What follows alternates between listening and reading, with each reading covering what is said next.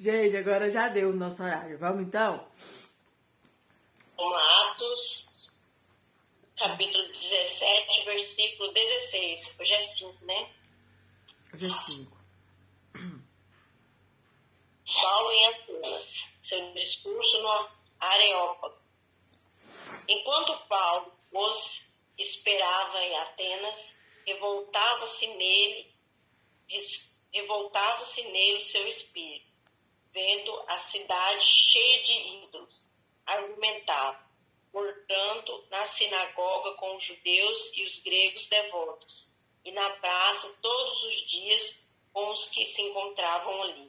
Ora, alguns filósofos, epicureus e estoicos disputavam com ele. Uns diziam, que quer dizer este paroleiro? E outros, parece ser pregador de deuses estranhos, pois anunciava a boa nova de Jesus e a ressurreição. E tomando-o, levaram ao Areópago, dizendo, poderes nós saber que nova doutrina é essa de que falas? Pois tu nos trazes aos ouvidos coisas estranhas. Portanto, queremos saber o que vem a ser isto. Ora, todos os atenienses, como também os estrangeiros que ali residiam, de nenhuma outra coisa se ocupavam, senão de contar ou de ouvir a última novidade. Então Paulo, estando de pé no meio do Areópago, disse, varões atenienses, em tudo vejo que sois excepcionalmente religiosos, porque passando eu e observando os objetos do vosso culto, encontrei também um altar que estava escrito, ao Deus desconhecido. Esse, pois, que vós honrais sem o conhecer, é o que vos anuncio. O Deus que fez o mundo e tudo o que nele há, sendo ele Senhor do céu e da terra. Não habita em templos feitos por mãos de homens, nem tampouco é servido por mãos humanas, como se necessitasse de alguma coisa, pois ele mesmo é quem dá a todos a vida, a respiração e todas as coisas. E de um só fez todas as raças dos homens, para habitarem sobre toda a face da terra, determinando-lhes os tempos já dantes ordenados e os limites da sua habitação, para que buscassem a Deus, se porventura tateando o pudessem achar, o qual, todavia, não está longe de cada um de nós, porque nele vivemos e nos movemos e existimos, como também alguns dos vossos poetas disseram, pois dele também somos geração. Sendo nós, pois, geração de Deus, não devemos pensar que a divindade seja semelhante ao ouro, ou à prata, ou à pedra esculpida pela arte e imaginação do homem. Meu Deus, não levando em conta os tempos da ignorância, manda agora que todos os homens em todo lugar se arrependam, porquanto determinou um dia em que com justiça há de julgar o mundo, por meio do varão que para isso ordenou. E disse, tem dado certeza a todos, ressuscitando-o dentre os mortos. Mas quando ouviram falar em ressurreição dos mortos, uns escarneciam e outros diziam, acerca disso te ouviremos ainda outra vez. Assim Paulo saiu do meio deles. Todavia alguns homens aderiram a ele e creram, entre os quais Dionísio, o Areopagita, e uma mulher por nome Damares, e com eles outros. Amém. Irmãos, tem um livro chamado O Fator Melquisedeque.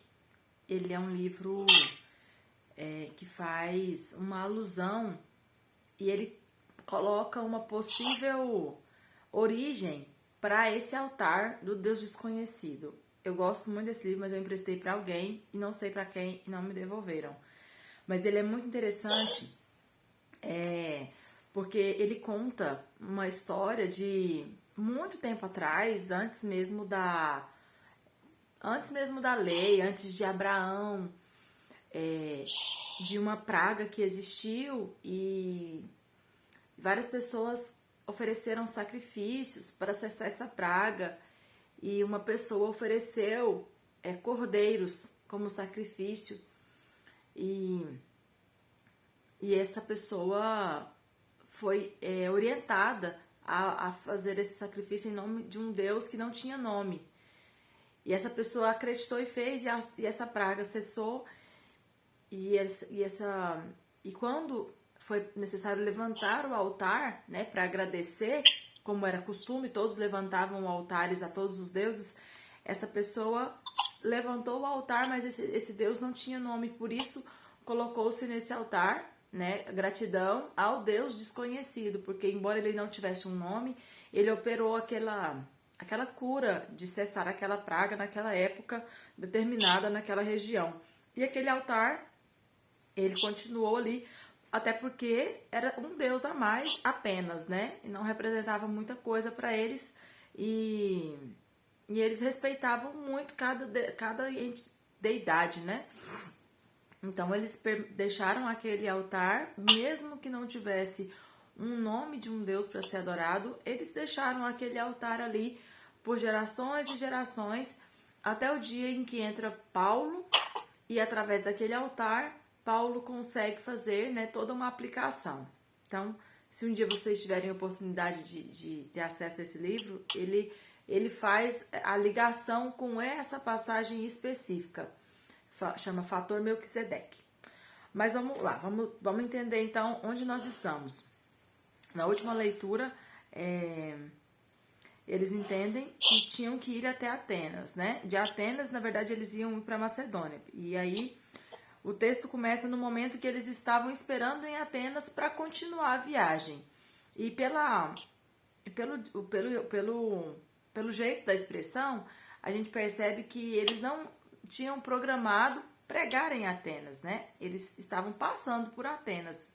E aí, por isso que o texto diz que enquanto Paulo os esperava em Atenas, esperava continuar a viagem, provavelmente estava esperando algumas pessoas, aí olha o coração de Paulo, revoltava-se nele o seu espírito, vendo a cidade cheia de ídolos. Irmãos, a gente precisa fazer já uma aplicação disso aqui, ó. A gente precisa olhar nossa família, que é incrédula, às vezes nossa família que é idólatra, às vezes nossos amigos, às vezes nossos vizinhos. E a gente precisa, assim, sentir isso que Paulo sentia, sabe? De olhar e falar assim, rapaz, mas não pode, não posso me conformar com isso. E sabe por que eu tô dizendo isso? Porque hoje, é igual a gente tem falado, a gente é levado a nos acostumar. A gente é levado a nos acostumar com a nossa família perdida, né? Condenada, que a gente sabe que muitos estão condenados ao pecado, estão condenados ao inferno, porque vivem uma vida de promiscuidade mesmo. E aí a gente vai indo, você se acostuma, sabe? Você leva na piada, você leva aquilo na brincadeira e você acha que aquilo é uma causa perdida. E esse texto, ele precisa nos fazer entender que a gente não pode se conformar, sabe? Mas a gente precisa ter essa revolta interior, né? E se posicionar quando houver, né, a necessidade. Paulo, ele fala sobre isso, sobre pregar em tempo e fora de tempo. E esse discurso que ao longo dos anos ele foi colocado dentro do evangelho, de que a gente precisa saber a hora de falar, porque senão a pessoa cria raiva dos crentes, porque antigamente o povo tinha raiva dos crentes, porque os crentes olhavam pro incrédulo e falavam, você é pecador, você vai pro inferno. E isso criou um ranço, né, das pessoas. Hoje não, os crentes são mais sábios, né? Os crentes não agridem a fé das pessoas. E agora as pessoas não gostam dos crentes. Então, eu não quero aqui dizer o que é certo e o que é errado, porque eu também não sei. Mas o que eu sei é que as duas coisas você ganha, mas você perde muito.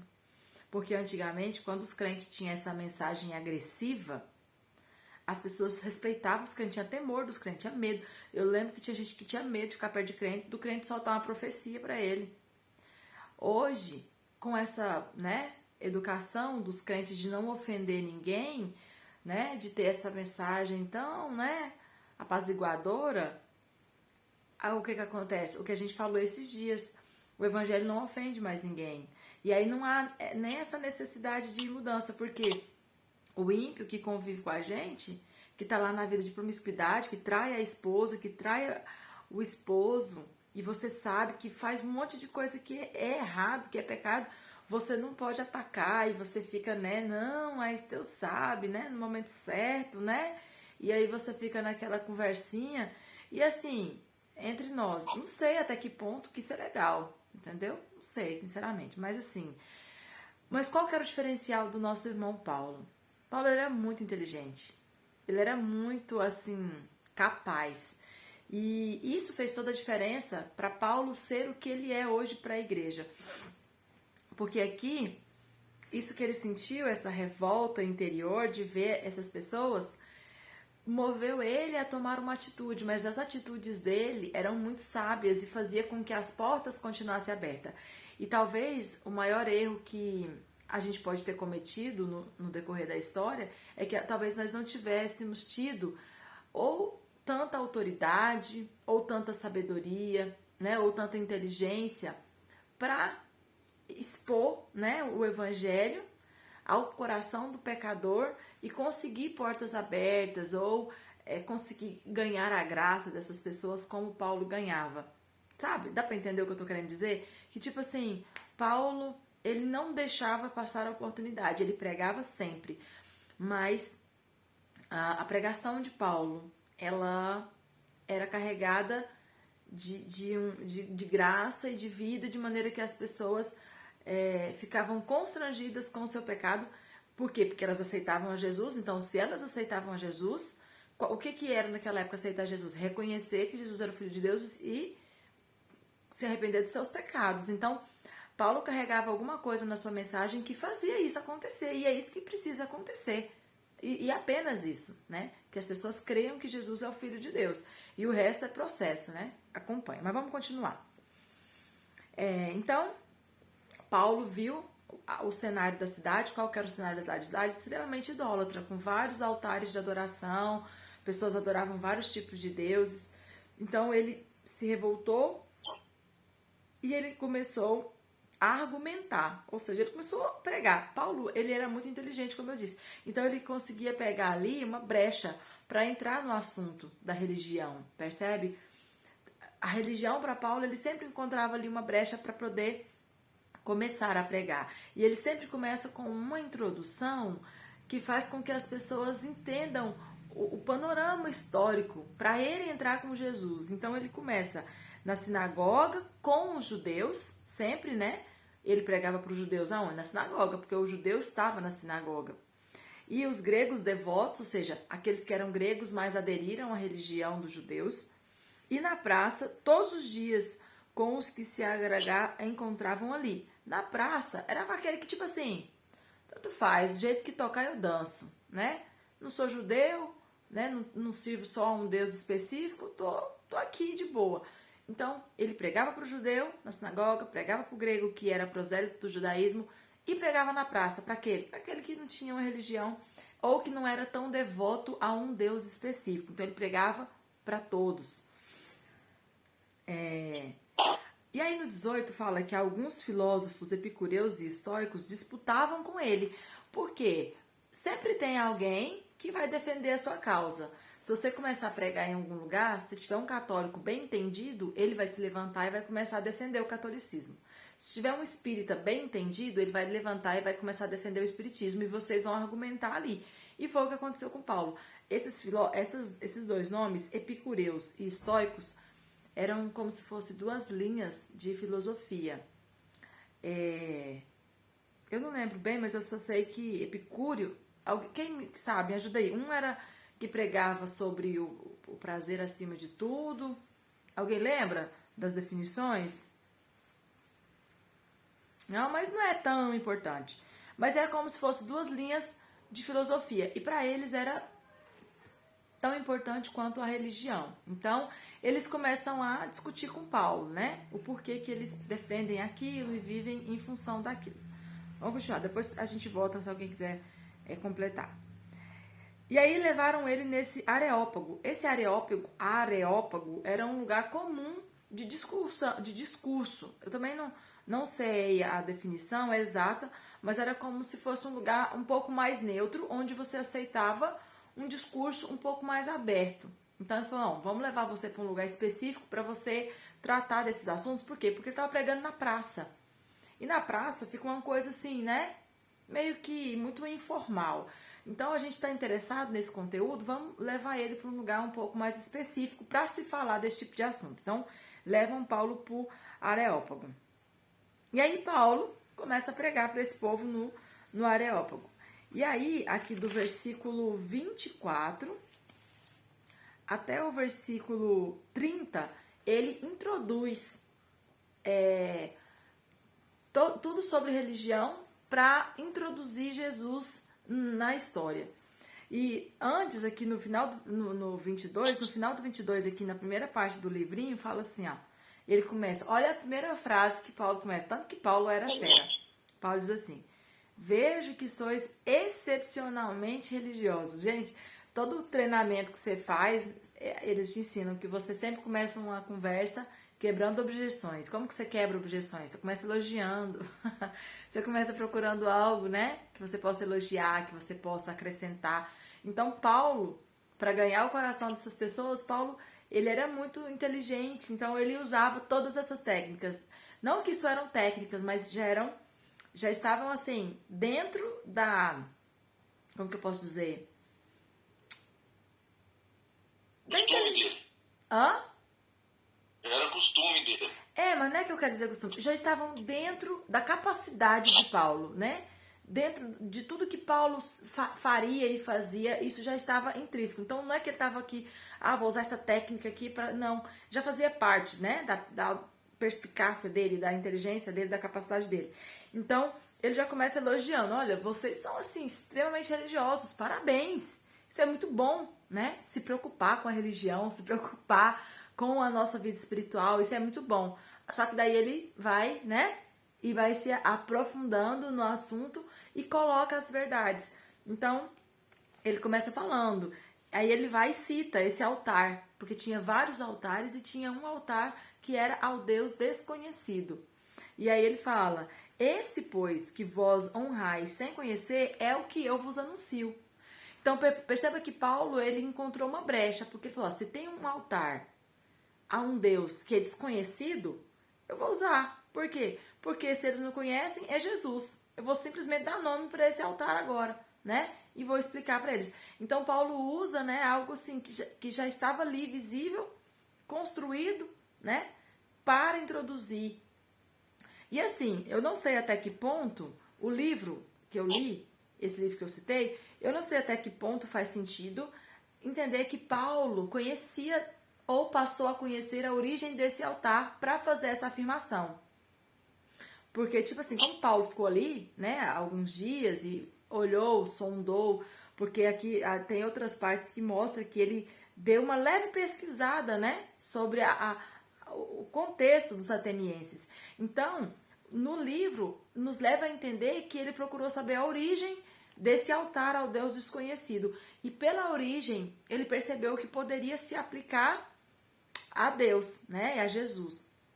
Então, ele usa esse altar, né, como eu disse, haviam ali vários altares a vários deuses e tinha um altar que estava escrito ao Deus desconhecido, ou seja, nós estamos honrando, estamos aqui adorando, mas nós não sabemos quem ele é. Então, Paulo usa essa brecha para colocar ali o evangelho. E aí ele começa no 24 pregando, falando que, né, o Deus que fez o mundo e tudo que nele habita, ele fez todas as coisas. Aí no 27 ele fala, para que buscassem a Deus, se porventura tateando o pudessem achar.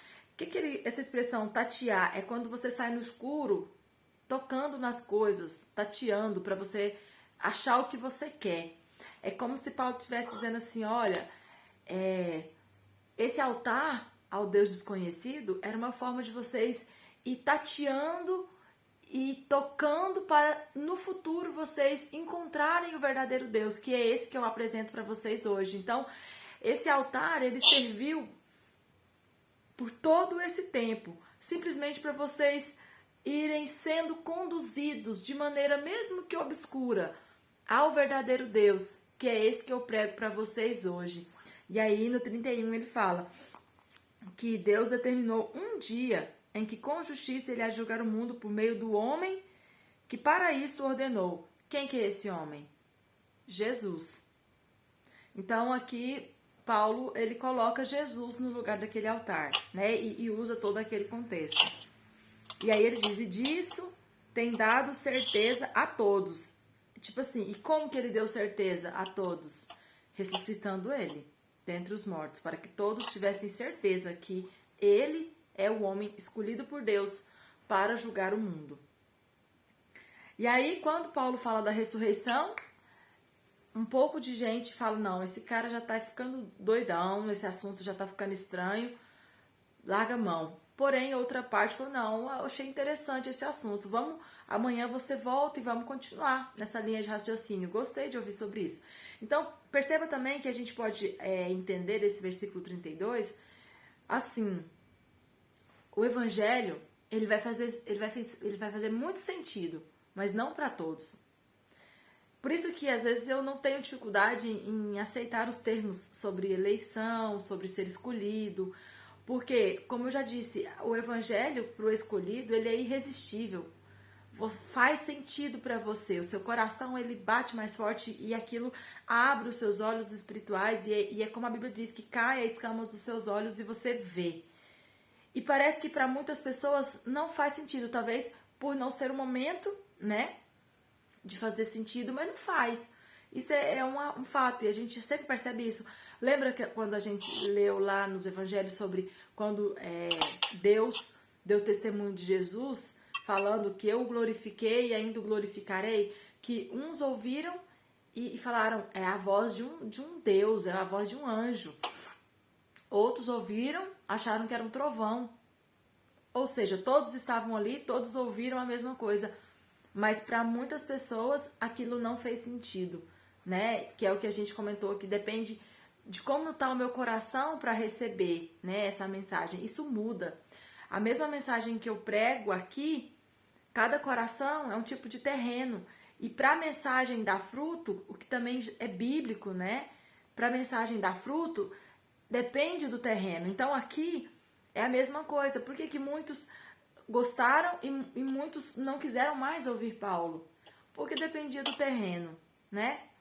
Alguns terrenos eram propícios, outros não eram. E aí? Eu vou brigar com o texto? Eu vou ficar aqui, né, argumentando? Não, é o que o texto diz. Alguns creram e alguns não creram e não quiseram. Creram no sentido de fazer sentido e quiseram continuar ouvindo Paulo. Outros não quiseram mais continuar ouvindo Paulo. E o que aconteceu com essas pessoas? Provavelmente continuaram adorando os seus deuses e não creram em Jesus. Né? Não. Só isso. E aí? Deus foi injusto com elas?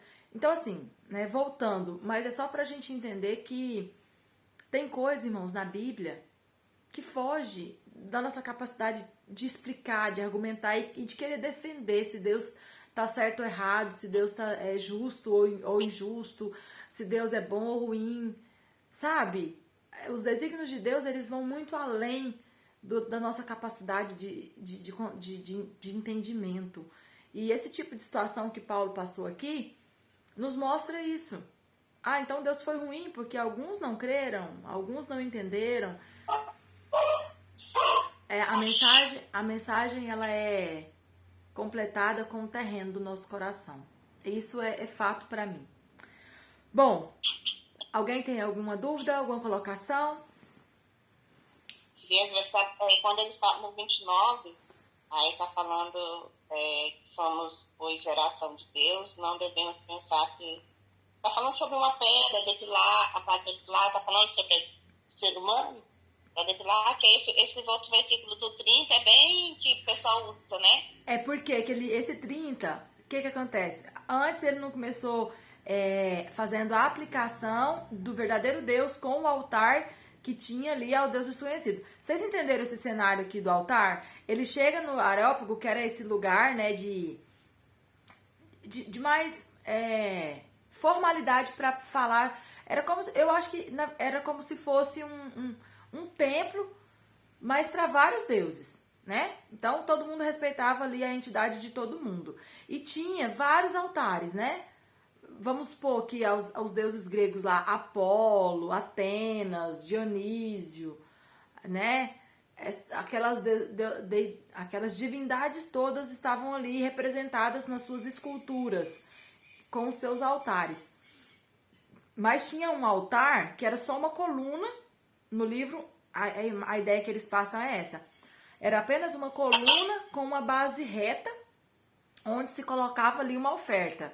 Mas não tinha imagem. Por quê? Porque não tinha um nome. Eles não sabiam como era esse Deus. Então não era igual a deusa Atenas, que eles tinham uma forma para ela. Então não tinha imagem dessa divindade. Era só a coluna com a base ali reta, onde se colocava uma oferta para honrar.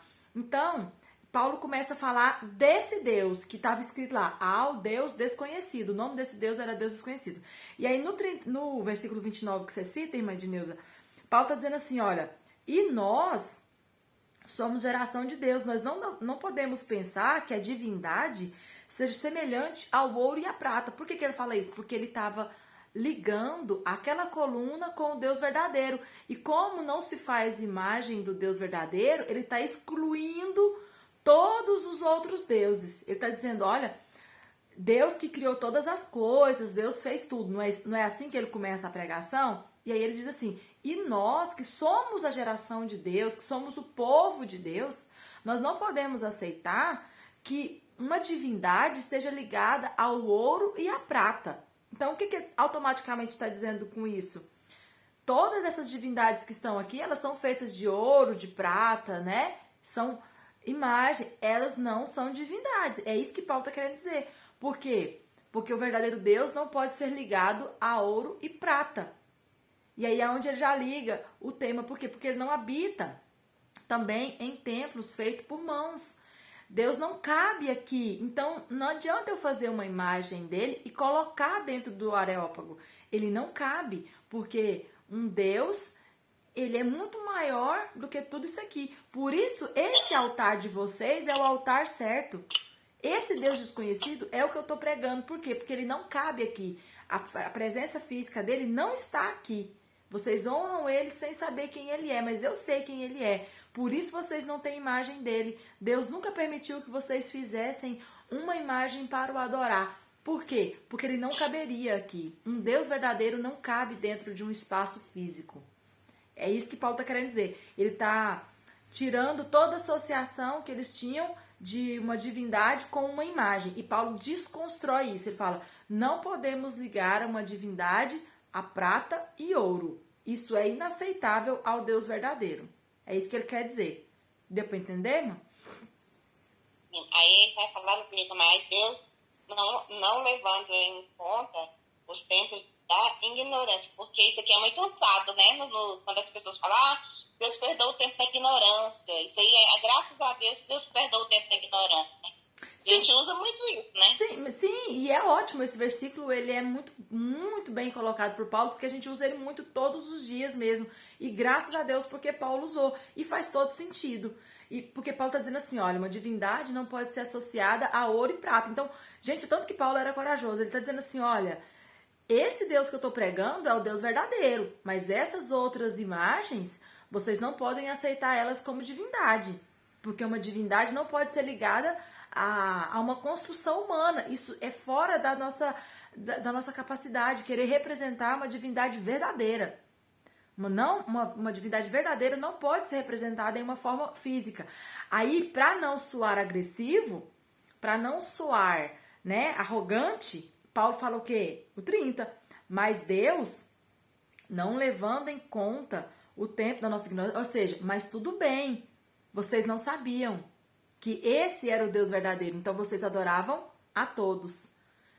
Tá tudo bem, Deus não vai cobrar isso de vocês, porque vocês estavam procurando o Deus verdadeiro. Lembra que ele usa o tatear? Então ele fala, olha, tá tudo bem, porque Deus entende que vocês estavam querendo saber qual era o verdadeiro. Então vocês faziam, né, as imagens e vocês buscavam a todos e vocês agradavam a todos e vocês honravam a todos e vocês entregavam ali, né, ofertas a todos, porque vocês não sabiam qual era o verdadeiro. Mas hoje eu estou aqui para dizer que o verdadeiro é esse. Tá bom? Paulo, ele fala aí, ele quer trazer essa mensagem. Tá tudo certo, não precisam se preocupar pelo que já passou, mas agora vocês já sabem qual é o Deus verdadeiro, esse. E como agradar esse Deus verdadeiro?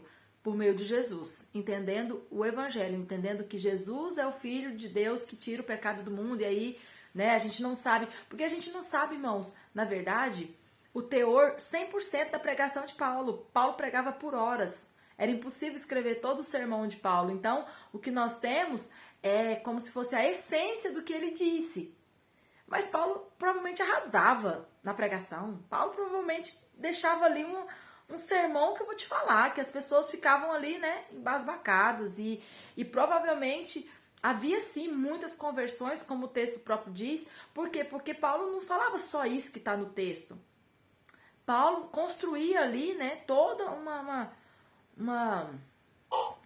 como que eu posso dizer? Ele construía ali um discurso, uma narrativa perfeita, porque ele conseguia amarrar tudo. Ele conseguia amarrar o conhecimento que ele tinha da lei, o que ele pesquisou sobre os atenienses, a origem daquele altar ao Deus desconhecido. Então, o que Paulo fez? Paulo fez uma amarração perfeita e inteligente e sábia e espiritual. Então, assim, fazia muito sentido, né? A capacidade de Paulo em trazer o evangelho de uma maneira que fazia sentido. Eu gosto muito de Paulo por isso, porque você lê Romanos, a capacidade dele de trazer verdades profundas, mas que fazem sentido para o nosso coração e para a nossa linha de raciocínio. Falar, poxa, é verdade, né? Então, é carregado de unção, é carregado de sabedoria, mas é carregado de muita sensatez. Isso é muito, muito importante para nós, né? Como seres pensantes também. Embora não pensamos muito, mas é muito importante para nós. Mais algum versículo aí que vocês acharam interessante? Daiane, mas essa parte que você fala que realmente que a gente tem que ter essa coisa assim de que o Paulo tinha que revoltar o espírito dentro dele, né?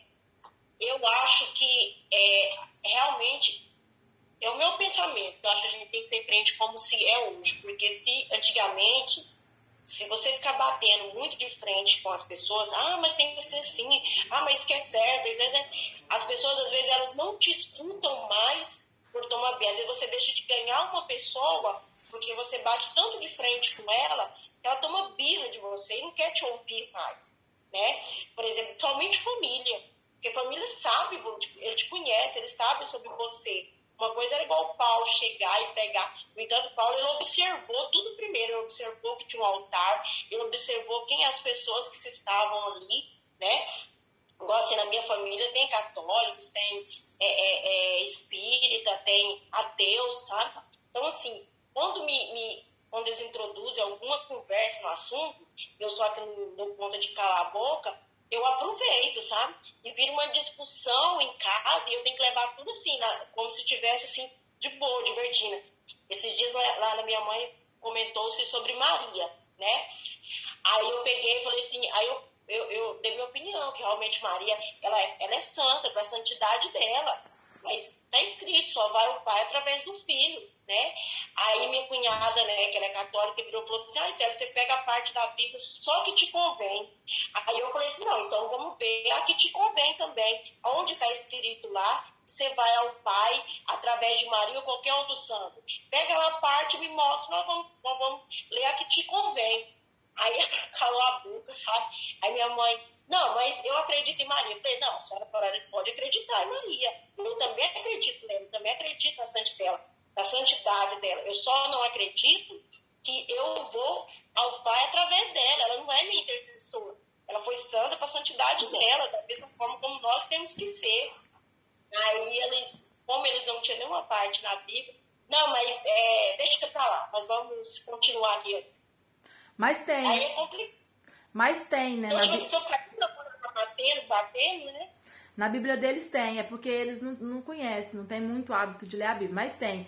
Os livros apócrifos, eles foram introduzidos justamente para isso, para dar um pouco mais de base para as doutrinas acerca da Assunção de Maria, milagres de Maria, enfim. Mas isso não vem ao caso. Mas deixa eu fazer aqui o papel do advogado do diabo aqui, sobre a sua colocação acerca da, vamos supor, tem que ser do jeito que é hoje, no sentido de, para as pessoas não criarem birra. Tá, vamos tentar ver diferente disso. A Bíblia diz que quem convence o homem do pecado, da justiça e do juízo é o Espírito Santo. E a Bíblia fala que nós temos que pregar o Evangelho e que, na verdade, qual que é o texto? Eu tava lembrando de um versículo, agora esqueci. Mas que tipo assim, que... Mamãe, cadê Romanos... o papai? Não sei, vai lá procurar o papai, vai. Tá. O texto é Romanos. Como ouvirão se não há quem pregue? Como pregar se... Então, se a gente for ligando as várias referências... Eu dormi na sua cama. Tá bom, agora a mamãe tá conversando com os irmãos, tá bom? Vai lá no papai. Aí, a ideia é... Eu preciso pregar, porque como que o Espírito Santo vai usar, né, as palavras para convencer o pecador, se eu não prego, se eu me calo? Essa é a questão, entendeu? E se eu não confronto, como que o Espírito Santo... Gente, o que o Espírito Santo faz? Ele faz lembrar, ele convence, mas ele não fala audivelmente. Então, eu preciso pregar. Falando assim, se ter oportunidades para você falar. Não, eu entendi, mas eu tô querendo colocar o contrário, que tipo assim, e se essa oportunidade não chegar? Eu não vou falar? Não vou confrontar? Eu entendi o seu ponto de vista, eu hoje vivo assim também, a igreja vive assim, os cristãos vivem assim, mas eu só tô tentando mostrar o lado oposto disso, entendeu? E é como eu disse, a gente ganhou, pode ser que ganhou, mas perdeu, na minha opinião perdeu muita coisa, entendeu? Mas enfim, né? Também é ponto de vista e os dois lados se ganham, os dois lados se perdem. Não sei até que tanto se ganha mais ou se perde mais. E assim, é algo que eu me pergunto sempre. Não sei, e tô sendo sincera, igual a gente fala aqui. Não sei qual dos dois lados Deus prefere. Não sei qual dos dois lados o Espírito Santo trabalha mais. Sinceramente, não sei. A família gosta de pegar, né, Célia? Quando você a família já pega e começa, antigamente vivia aí, vivia bebendo, não sei o quê. Agora fica dando mais ponto, né, Célia? A família é danada, né? Sim. Bom, isso aí, pessoal. Nosso tempo também já acabou. Deus abençoe vocês. Amanhã a gente continua, mas vamos exercitar. Prega em tempo e fora de tempo. A gente não pode ficar só esperando, né, a oportunidade para pregar. A gente não pode ficar só esperando ter, né, uma oportunidade para pregar o evangelho. Precisamos ter ousadia e coragem. Deus abençoe. Até amanhã. Oi,